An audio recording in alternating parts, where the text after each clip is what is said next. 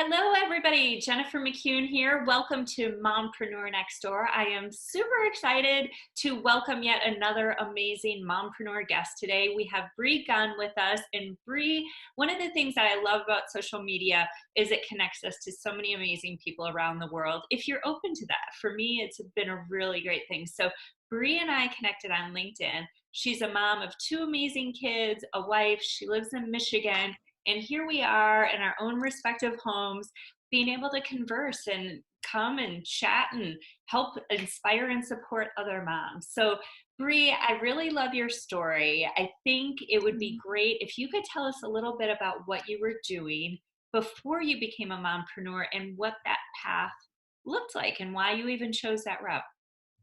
Yeah, absolutely. So I have wanted to be an attorney since I was a very small child. And I went to, business school intending to get a pre-law degree, took a lot of pre-law classes, and went to work at a law firm. Quickly realized that that was not at all what I had imagined being an attorney would be, and that it would be a terrible fit for me. And then I also discovered I was pregnant and realized very quickly that the stress of even working in a firm was just more than I wanted to deal with, bringing a baby into the world and all of that. So I did the normal freak out where I'm like, well, I don't want to go back to work. Crap, what am I going to do? And I kind of went through my skill set, and I've always been a very prolific writer. Comes very naturally to me, and I'm highly organized. I've run quite a few businesses. My dad was an entrepreneur growing up, that kind of a thing. And so I was like, okay. I was talking to my mom on the phone one day, and she's like, well, there's this, I was reading, and I don't remember what magazine it was, People or something. And she's like, there's this website called Hire My Mom. And I'm like, sure. That sounds realistic. Cool. Mom, I really need you to stop being on, reading the checkout lanes. But turns out it was a real thing. And so I went on there and put up my resume and found a position working for an attorney out of state, just drafting pleadings and things. That was estate planning. So wills and those kinds of things, not related to divorce and family law. And from there, I expanded to working, managing companies everywhere across the board, from baby sleep to weddings to, random courses. And it was a side gig for a long time because I wanted to be able to work around the kids' schedule. Mm-hmm. But I was always willing to say, I don't know, but I'll learn. Which led me to learning a lot of the larger platforms, the marketing platforms, before they were really well known, and really understanding the way marketing works from a very organic perspective over the course of a decade. And that's how I got my start, was just really being willing to say yes to opportunities as they came up, even if I had no idea what I was doing. But I also made it very clear to my contracts that I don't know how to do this, but I will learn it for you. That's amazing. And people were open to that, right? They were very sweet. Yeah. Yeah. And, we started out, I was very careful to not turn anything on or put myself in a position where things could go really, really wrong. And I actually still hold that true today. I've been doing this for a very long time, and I'm very confident in my skills, but I don't turn on automations. I don't send emails. Like, this is your business. You need to take some responsibility, right, and do it yourself. Right. I will hand you everything you need, but I'm not going to turn it on for you. So tell us more about that. How is that morphed into, what does your business look like today? You've had a lot of iterations. You've learned a lot. Where are you at now? Where did you land? So I am, and have been for the last, better part of that decade, been more of a marketing and messaging consultant. Mm-hmm. So I run the gamut when it comes to your marketing, from the way you attract your customers, to selling them, to maintaining them. I do that either as a done for you, meaning you don't have the time or the wherewithal or the brain power to create your marketing messaging. So I will write it for you. And I've actually developed a team that helps me do that, or coaching you through the process. A lot of times, my clients are really great writers. They're really great communicators, but they get stuck merging their style of communication with what their customer actually needs to hear in order to purchase. Mm-hmm. And I help bridge that gap. Mm-hmm. And how did you make that transition from attorney, or you told us how, I guess Yeah. the better question is why did you make that transition? I realized the whole reason I wanted to go into law was to help people. Mm-hmm. And I originally wanted to be a prosecutor. Mm-hmm. And, and then I ended up working at a family firm because that's who was hiring in my little town at the time, little town being Houston. It's not that little, but the area that I lived in, I didn't want to I had this mileage parameter. I didn't want to have to drive into the city or anything. And but before that, prior to my choice to adult and actually get a degree and do the things, I had done a lot of work in the back office. I worked at gyms. I worked at my dad's company. I ran a lot of the operations side. And so ops was always something I understood very, very well. Scheduling, making sure client communications go out, checking people in, checking people out, starting memberships, canceling them, that kind of stuff.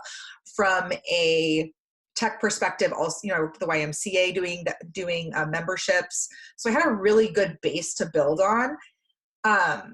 But I also knew I didn't always want to be the behind the scenes person, but I didn't really know how to get out of being behind the scenes. And so it was very natural for me to transition online, doing the behind the scenes stuff, answering email, sending email, writing copy, drafting blog posts, customer service, running the team, operations, all of that was very natural for me to just step into that because it's what I knew and it was what I was good at. And it was what my resume was full of.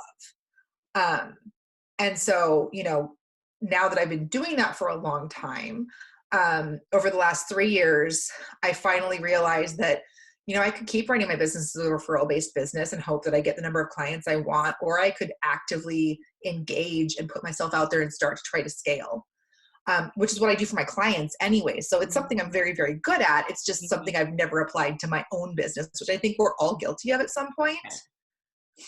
I think women in yeah. general, we're great at advocating for our kids and our friends, and sometimes we forget to advocate for ourselves, which is really ironic. Often, So. yeah. It cracks me up. I have clients who are female, and we literally, it takes us 3 weeks to do the same thing that my male clients are like, okay, yeah. Yeah, exactly. And it just it cracks me up. I'm like, really? It is very, very interesting. But if we were thinking about that in terms of somebody saying things about our kids, we'd be all over it. We're all oh yeah, you don't talk to my kid like that. Nope. Right. Exactly.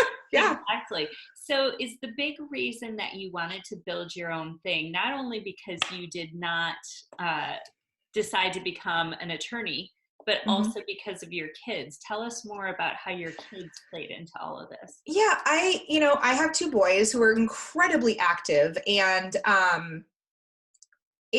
parenthood changes you.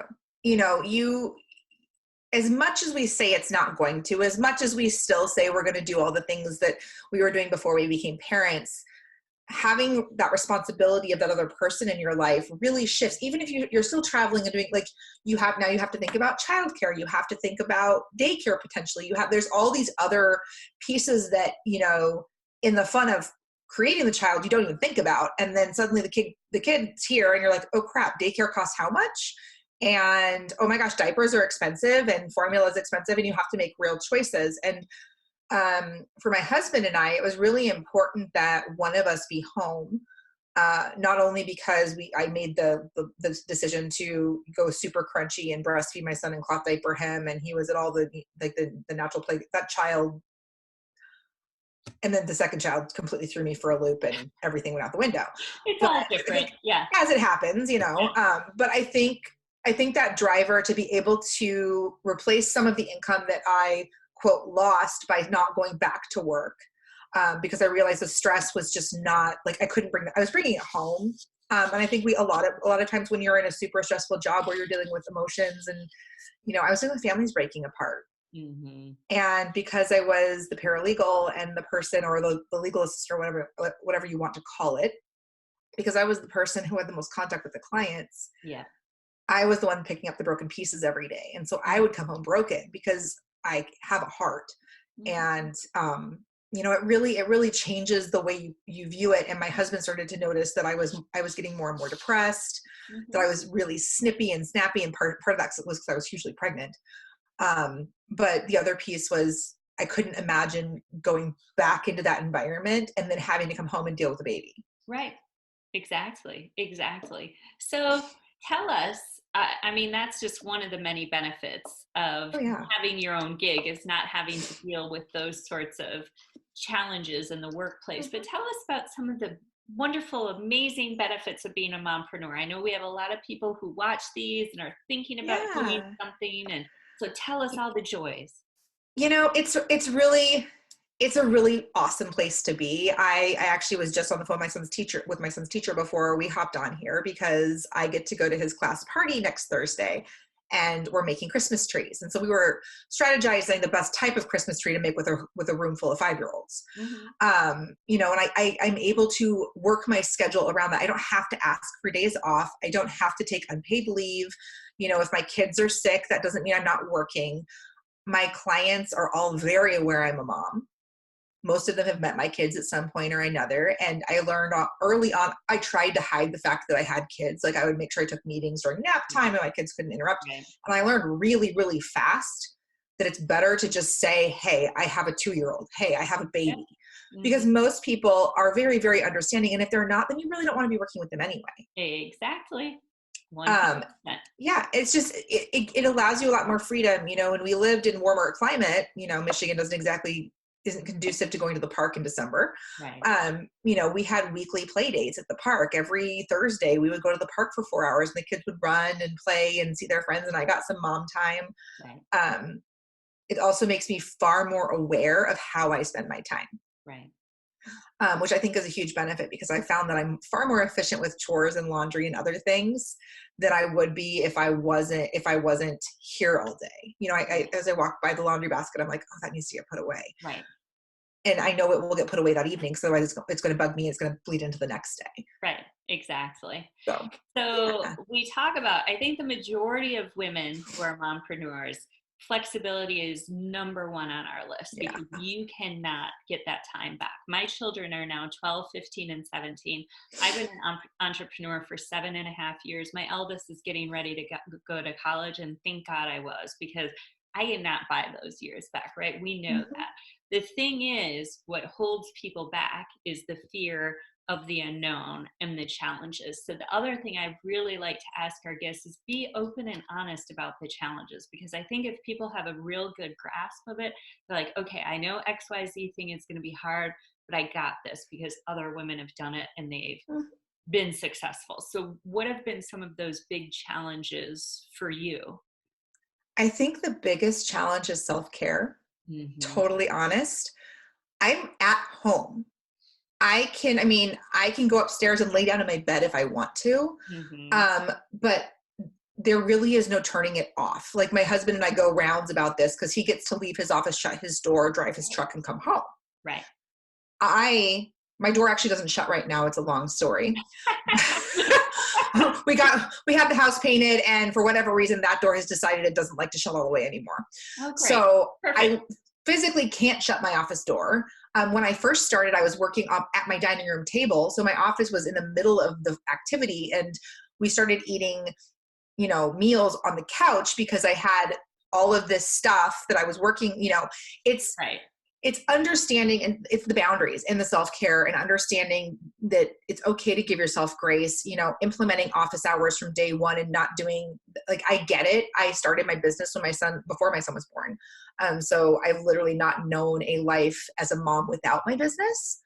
Cause he's 9, but I've gone through 2 pregnancies, 2 non-existent maternity leaves, where I was like, oh yeah, I'm going to totally take a month off. And then 3 days later, I'm back doing things.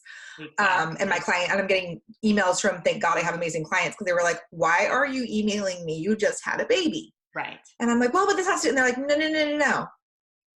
I will fire you if that's what it takes, but you're going to sit down. Right. Um, you know, Looking back, I wish someone had told me to turn things off. When Hmm. you're done with work for the day, shut it down, turn off the computer, Right. close the book, turn off your notifications on your phone Yep. and That's huge. I love that. walk away. And I will admit it's hard. I was working at night last night. You know, my son has swim team. And so now I'm like, oh, I have an extra hour. He's swimming. He gets really weird. If he looks up and like sees me watching him, he'll like act out and get all like, you can't watch me. So I try to like discreetly like peek over what I'm doing so that he doesn't know I'm watching. You know, but I've also started to shift my hours. I know I'm going to be working an hour in the evenings on swim team days. So I will, you know, do something different or sign off a little bit early. Yeah. You know, being okay not working, you know, understanding that the work is still going to be there. It's when you have a 9-to-5 job and you're working for somebody else, those boundaries are set up for you. Yeah. When you work for yourself, you can argue with the boss and win either way. Yeah. So it's really having healthy boundaries. And I think a lot of times when we're very first starting out, depending on the style of business that you're in, that pull to work all the time to grow your team, to get another client, to launch a program is so great that we sacrifice a lot. Absolutely. You know, I'm all for our kids seeing us work hard because I think it's important. Like my boys know mommy works. And during the summer, they understand that when I come down into my office, that they better behave themselves and not bother me. That is a hard and fast rule. And they know the consequences if they don't. Right. But I also schedule time. You know, it's being able to flow with the seasons. It's understanding that your hours are flexible. And it's also giving yourself the ability to take a sick day. Yeah. Absolutely. Don't give yourself pneumonia. I think it's funny. Once these came into play, I think oh my gosh, they yes. made our lives easier but harder for a certain regard because it's so much harder to turn things off. And I know, I think so many moms can resonate with what you're saying because when I was started, it was the exact same way. We used to joke, and I'm in a direct sales business, and we would say, set your hours of operation. Well, I'm such a workaholic. I had to do the opposite. I had to set my hours of non-operation that they had to be from 4 to 8 every day was family time for dinner time, after schoolwork, going to bed time, because otherwise, like you said, oh my God, there might be somebody else who has a question or needs some product or wants to join the team, or a team member needs me. And it's like, Jennifer, the world is not going to die if you have dinner with your family and you talk to them later. Yeah. My husband and I have started docking our phones when we get home.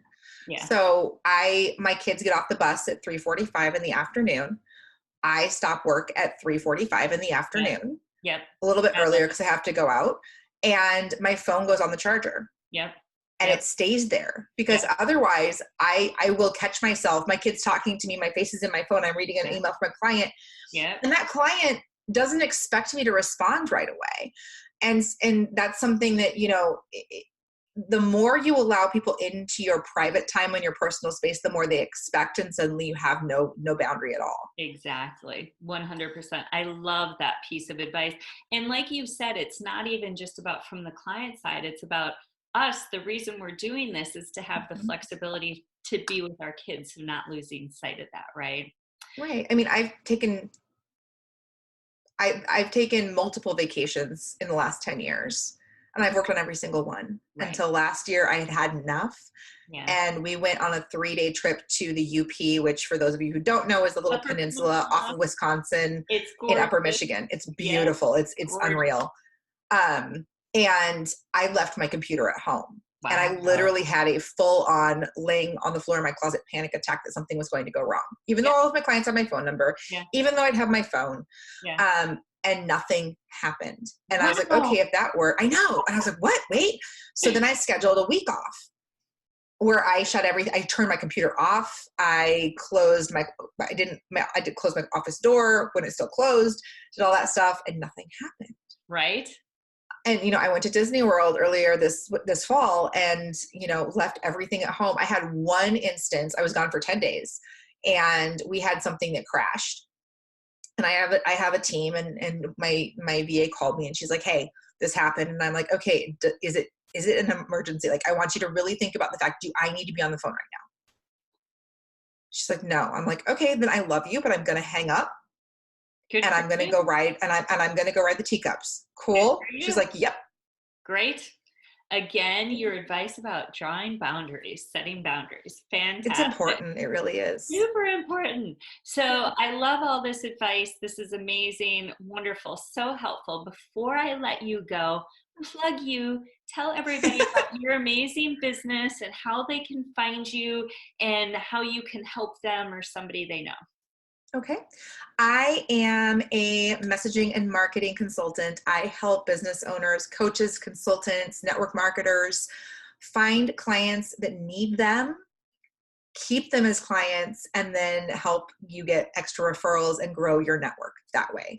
Um, there are a number of ways to work with me. The best way to get in contact with me is to find me on social media. You can find me on LinkedIn at Brea Gunn, BreAnnaGunn. You can find me on Instagram at the Brea Gunn. You can find me on Facebook at the Brea Gunn with the THE in front of it because apparently there's more than one of me. Or you can go to my website, breannagunn.com. And on the front page is my Solopreneur to CEO freebie. It will give you the things that are necessary for you to stop being in an employee mindset and start having a business owner mindset. I love that. That is fantastic. Anything else that I did not ask you that you desperately wanted to share with everybody? I want to give you that final say if I forgot, if I neglected anything. I don't think you neglected anything. I think that, you run these really well. I will say, I love that you mentioned, for anyone who's thinking about going into being a mompreneur or going into business for themselves, don't make it complicated. Right. Take a look at what you've done in your life up to this point, and figure out what you can take from that experience and shift it into an online piece. Mm-hmm. If nothing else, get a friend, schedule a consult with someone, hash it out, because it really is not as hard as you're making it. And I think I'm so glad you said that, because I listen to moms every day who want to start something. And every day I hear a woman say, well, if I'm going to do it, I have to be all in and I have to do it perfect. And I'm like, well, you just shot yourself in the foot, because when you started out being a mom, I can guarantee you were not perfect. None of us were. Right. And so many mom will, and I think it's a lack of confidence. It's like they're waiting and waiting and waiting. And so I love that you said that. Just think about what you're good at and jump in, like do it. You got this. Yeah. So, And you don't have to go all in at once. You can have one or two clients on the side and figure out a schedule that works, and then transition. I have actually my social media gal who handles my social media and quite a few of my clients met at a roller derby practice, and I was telling her what I did, and she just got like starry-eyed, and I was like, well, what do you do? She's like, well, I'm a graphic designer. I'm like, ooh, would you like to design things for me and I will pay you? And she's like, really? And now she makes lots of money every month and has more clients than she can handle, all because she was willing to take a chance. Exactly. Yeah. Exactly. And you're both helping each other. There's nothing not to love about it. Well, Yeah, and she's helped other people transition too. So I think it's just, reach out to someone that that's self-employed and a mompreneur and say, hey, can you sit down with me and can we talk about what it's actually like? Absolutely. I love that. Such great advice. Well, thank you so much for your time. I so appreciate you, and I'm so glad that we met each other on social media. How wonderful is this, right? It's awesome. Social media is Thank great. you. Thank you, Jennifer.